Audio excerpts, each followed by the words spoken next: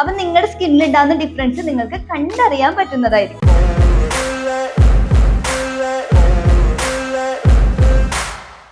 Hi dears, welcome back to my YouTube channel beauty with PSC vlog. നമ്മുടെ എല്ലാവരുടെയും skin tone ചില സ്ഥലങ്ങളിൽ നല്ല വെളുത്തിരിക്കും, ചില സ്ഥലങ്ങളിൽ നല്ല കറുത്തിരിക്കും അല്ലെ. അപ്പൊ ഇതൊക്കെ നമുക്കൊന്ന് മാറ്റിയെടുക്കണ്ടേ, നല്ല ഈവൻ സ്കിൻ ടോൺ ആക്കി എടുക്കണ്ടേ, എല്ലാ ഭാഗവും ഒരുപോലെ ആക്കി എടുക്കുകയും വേണം. അത് കൂടാതെ നമ്മുടെ സ്കിൻ ടോൺ എന്ന് പറയുന്നത് കുറച്ചും കൂടി ഇമ്പ്രൂവ് ചെയ്യുകയും കൂടി വേണം. നമ്മൾ സ്കിൻ കെയർ ചെയ്യുന്നതിന്റെ ആദ്യത്തെ സ്റ്റെപ്പ് എന്ന് പറയുന്നത് നമ്മുടെ സ്കിൻ ടോൺ ഇമ്പ്രൂവ് ആകുന്നതാണ്. അപ്പൊ ഇത് നമുക്ക് നല്ലതുപോലെ കാണാൻ കഴിയുന്ന ഒരു കാര്യം കൂടിയാട്ടോ. നമ്മൾ കണ്ടിന്യൂസ് ആയിട്ട് നല്ല രീതിയിൽ സ്കിൻ കെയർ ചെയ്താൽ സ്കിൻ ടോൺ എന്ന് പറയുന്നത് ഡേ ബൈ ഡേ ഇൻക്രീസ് ചെയ്തുകൊണ്ടേ ഇരിക്കും. പക്ഷെ ഇതിന്റെ റിസൾട്ട് എന്ന് പറയുന്നത് കിട്ടാൻ വേണ്ടി കുറച്ച് കാലതാമസം പിടിക്കും കേട്ടോ. അപ്പൊ അതുകൊണ്ട് സ്കിൻ കെയർ എന്ന് പറയുന്നത് സ്കിപ്പ് ചെയ്യാൻ പാടില്ല. നമ്മുടെ സ്കിൻ കെയറിന് മാറ്റു കൂട്ടാൻ വേണ്ടിയിട്ടുള്ള ഒരു അടിപൊളി ടിപ്പുമായിട്ടാണ് ഇന്ന് ഞാൻ വന്നിരിക്കുന്നത്. അപ്പൊ എന്താണ് ടിപ്പ് എന്ന് നമുക്ക് വേഗം കണ്ടിട്ട് വരാം. ഞാനൊരു നാരങ്ങയാട്ടോ ആദ്യം എടുക്കുന്നത്. നാരങ്ങ എന്ന് പറയുന്നത് നല്ലൊരു ആസ്ട്രിജന്റ് ആണ്. അതുകൊണ്ട് തന്നെ നമ്മുടെ സ്കിന്നിനെ വൈറ്റേൺ ചെയ്യാനും സ്കിന്നിന് ഒരു ബ്രൈറ്റ്നെസ് പെട്ടെന്ന് തന്നെ തരാൻ വേണ്ടിയിട്ടും ഈ സിട്രസ് ഫ്രൂട്ടിന് കഴിവുണ്ട്. അതുകൊണ്ട് തന്നെ നമ്മുടെ ഡാർക്ക് സ്പോട്ട്സ് ഒക്കെ ഫെയ്ഡ് ആക്കോട്ടോ പെട്ടെന്ന് തന്നെ. അപ്പൊ നമുക്ക് ഈ നാരങ്ങ ഒന്ന് പകുതി കട്ട് ചെയ്യാം കേട്ടോ. അടുത്ത നമുക്ക് ഈ നാരങ്ങയുടെ നീര് ഒരു ചെറിയ പാത്രത്തിൽ ഒന്ന് പിഴിഞ്ഞ് വെച്ചേക്കാം കേട്ടോ. ഞാനൊരു പാത്രം എടുത്തിട്ടുണ്ട്, വേറെ ഒന്നുമില്ല കേട്ടോ പാത്രത്തിന്. നാരങ്ങയുടെ നീര് ആവശ്യത്തിന് ഞാൻ പിഴിഞ്ഞെടുത്തിട്ടുണ്ട്. അടുത്തത് ഞാൻ കുറച്ച് അരിപ്പൊടിയാണ് എടുക്കുന്നത്. നമ്മൾ ഈ പുട്ടിനൊക്കെ എടുക്കുന്ന പൊടി ഉണ്ടാവുമല്ലോ, വീട്ടിൽ തന്നെ പൊടിക്കുന്നതാണെങ്കിൽ ഏറ്റവും നല്ലതായിരിക്കും. ഇല്ലെങ്കിൽ ഏതെങ്കിലും നല്ല ട്രസ്റ്റഡ് ആയിട്ടുള്ള ബ്രാൻഡിന്റെ ഒക്കെ ഒരു അരിപ്പൊടി എടുക്കാം കേട്ടോ. ഒരു 1/4 സ്പൂണോളം അരിപ്പൊടിയും കൂടി എടുക്കാം. എന്നിട്ട് നമ്മുടെ ഈ ലെമണിലേക്ക് ഇട്ട് കൊടുക്കാം. നെക്സ്റ്റ് ഞാൻ എടുക്കുന്നത് ഒരു ഉരുളക്കിഴങ്ങാണ്. അപ്പൊ ഉരുളക്കിഴങ്ങ് കഴുകിയിട്ട് എടുക്കാം കേട്ടോ. അപ്പൊ തൊലിയോട് കൂടി എടുത്താലും പ്രശ്നമൊന്നുമില്ല. നമുക്ക് ഇതിന്റെ ഉള്ളിൽ നിന്ന് ഒരു പീസ് കട്ട് ചെയ്തെടുക്കാം. ഞാനൊരു പീസ് ഉരുളക്കിഴങ്ങ് കട്ട് ചെയ്തെടുത്തിട്ടുണ്ട്. ഉരുളക്കിഴങ്ങിൽ പൊട്ടാസ്യവും വൈറ്റമിൻ സിയും ആന്റി ഓക്സിഡൻസും റിച്ച് ആയിട്ടുള്ളതാണ് ഉരുളക്കിഴങ്ങ് എന്ന് പറയുന്നത്.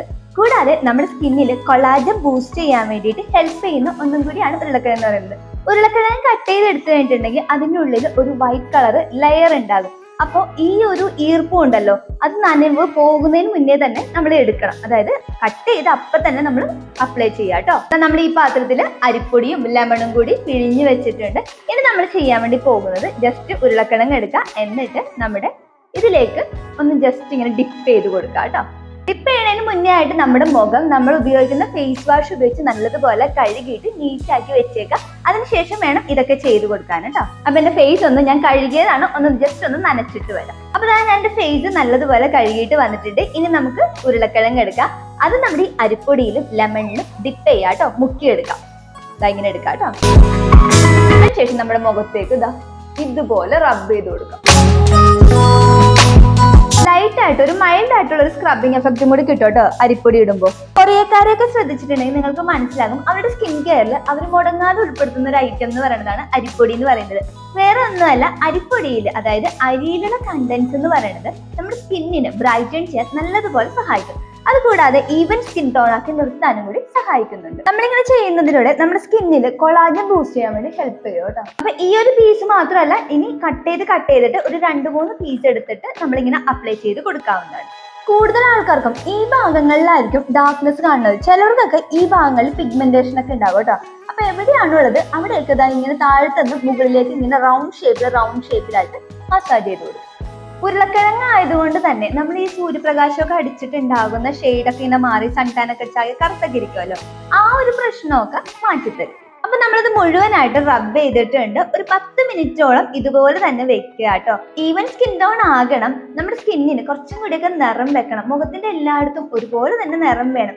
ഇങ്ങനെ ആഗ്രഹിക്കുന്നവരാണ് നിങ്ങളെങ്കിൽ ആദ്യത്തെ ഒരു തവണ അപ്ലൈ ചെയ്യുമ്പോൾ ആഴ്ചയിൽ 7 ദിവസം, അതായത് കണ്ടിന്യൂസ് ആയിട്ട് 7 ദിവസം മാത്രം അപ്ലൈ ചെയ്ത് കൊടുക്കാം. ഈ 7 ദിവസം അപ്ലൈ ചെയ്ത് കഴിഞ്ഞിട്ട് പിന്നത്തെ ആഴ്ച തൊട്ട് ആഴ്ചയിൽ 2 ദിവസം മാത്രം അപ്ലൈ ചെയ്യുക.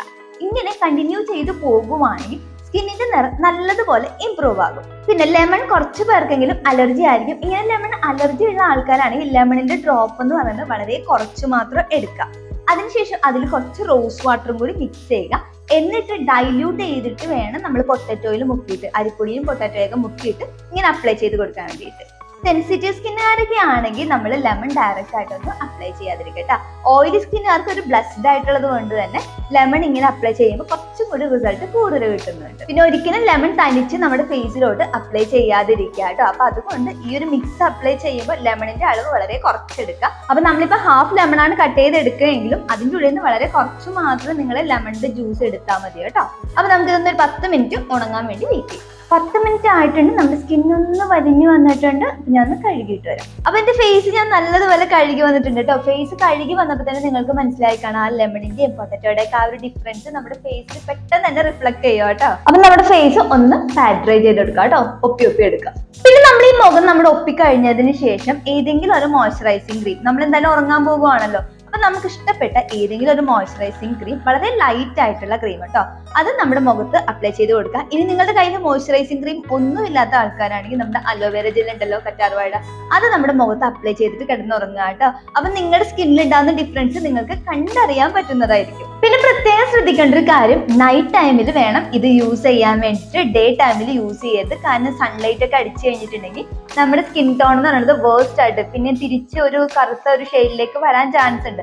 അതുകൊണ്ട് നൈറ്റ് ടൈമിൽ നിങ്ങൾ ചെയ്തു കൊടുക്കാണ്ട് പ്രത്യേകം ശ്രദ്ധിക്കുക. അപ്പൊ നമ്മുടെ സ്കിന്നിന് കുറച്ചും കൂടി നിറം കിട്ടണം, നമ്മുടെ സ്കിൻ ടോൺ ഒന്ന് ഇംപ്രൂവ് ആകണം, ഈവൻ സ്കിൻ ടോൺ, എല്ലായിടത്തും ഒരുപോലെ സ്കിൻ ടോൺ ആവണം. ഇങ്ങനെയൊക്കെ ആഗ്രഹിക്കുന്ന ആൾക്കാരാണ് നിങ്ങളെങ്കിൽ നിങ്ങൾക്ക് ട്രൈ ചെയ്യാൻ പറ്റുന്ന ഏറ്റവും സൂപ്പർ ആയിട്ടുള്ള ഒരു ടിപ്പും കൂടിയാണ്, ഈസി ടിപ്പും കൂടിയാട്ടോ.